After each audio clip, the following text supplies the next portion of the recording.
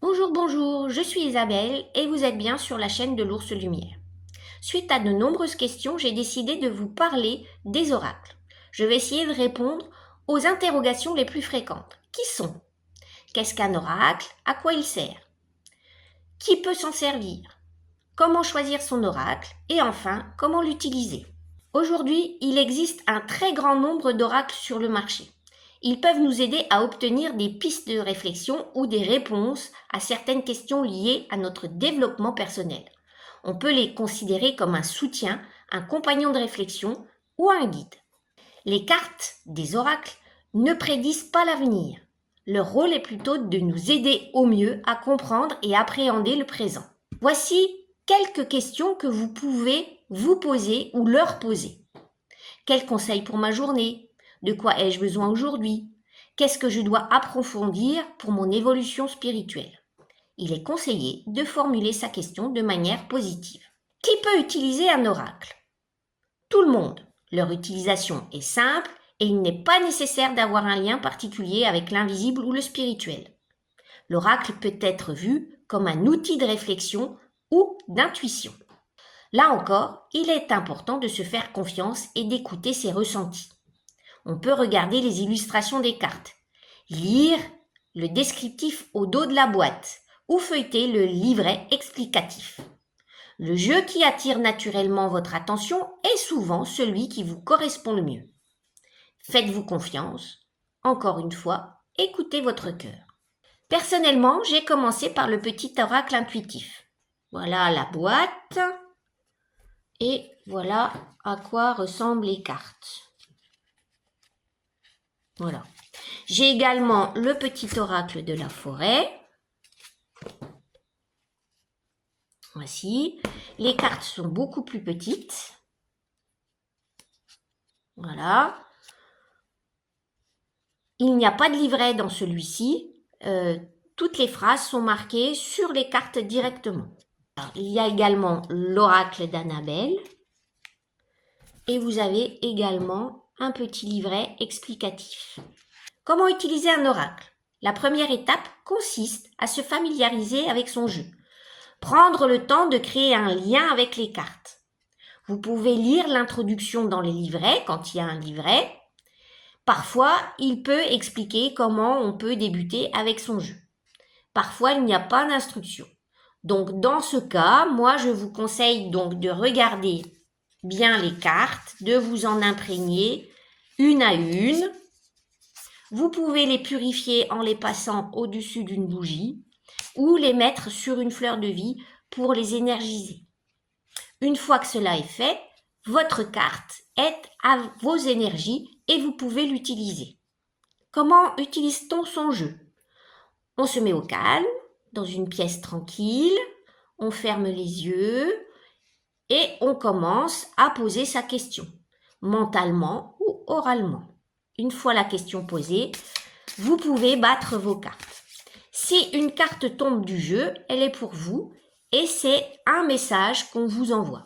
Donc vous prenez cette carte et vous la mettez de côté et vous irez voir ensuite dans le livret à quoi correspond la carte. Si aucune carte ne tombe, vous étalez le jeu devant vous et vous tirez une carte au hasard et vous regardez le numéro et le mot qu'il y a écrit dessus.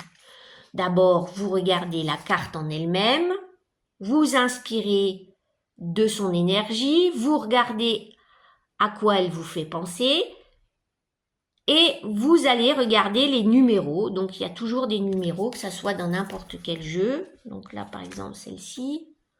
Vous regardez le numéro et une fois que vous avez le numéro, vous pouvez aller dans le livret, regarder à quoi elle correspond. Et voilà, vous avez utilisé l'oracle. Donc vous voyez qu'il n'y a rien de compliqué. Vous pouvez tirer les cartes soit pour vous, soit pour quelqu'un. Alors soit quelqu'un est à côté de vous et à ce moment-là, vous lui faites tirer une carte. Donc vous lui demandez de se centrer, de penser à sa question et vous lui étalez les cartes devant vous ou vous battez les cartes devant lui. Si une carte tombe, il faut en prendre compte et si aucune carte ne tombe, la personne peut tirer la carte qui lui convient. Et ensuite, vous allez dans le livret regarder à quoi elle correspond. Si c'est à distance, vous vous connectez à la personne, vous posez cette question à l'intérieur de vous et vous lui demandez de faire la même chose de son côté et pareil, vous tirez la carte à sa place. Ça aura exactement le même effet. Si quelqu'un touche à votre jeu, donc ça sera des autres énergies, donc il faudra bien penser à remettre votre jeu à vos énergies à 0. Donc vous prenez, une fois que vous avez terminé, vous prenez votre jeu, vous tapez dessus pour faire partir les énergies qui ne vous appartiennent pas. Et comme ça, votre jeu, il est tout le temps avec vos énergies à vous. Généralement, on tire une carte, mais il est possible d'approfondir son message si celui-ci ne vous semble pas clair et vous pouvez à ce moment-là tirer une deuxième carte, voire une troisième carte. Mais on ne va guère plus au-delà de 3 cartes. Comme vous pouvez le constater, l'utilisation donc de l'oracle est simple et accessible à tous. Voilà, vous savez tout sur les oracles. Maintenant, il ne vous reste plus qu'à essayer. Vous verrez, c'est bluffant. Pour terminer, une question se pose.